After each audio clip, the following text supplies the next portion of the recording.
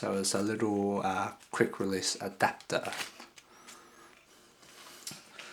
So this little adapter that comes with the Synthetic is actually to convert any tools that you might have with, say, the Dyson hand vacuum. So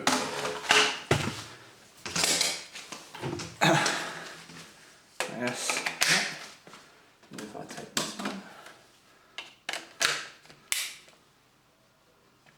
So I guess it's quite convenient if you've already have one of the Dyson hand vacuums, then you can reuse the tools that you have with that.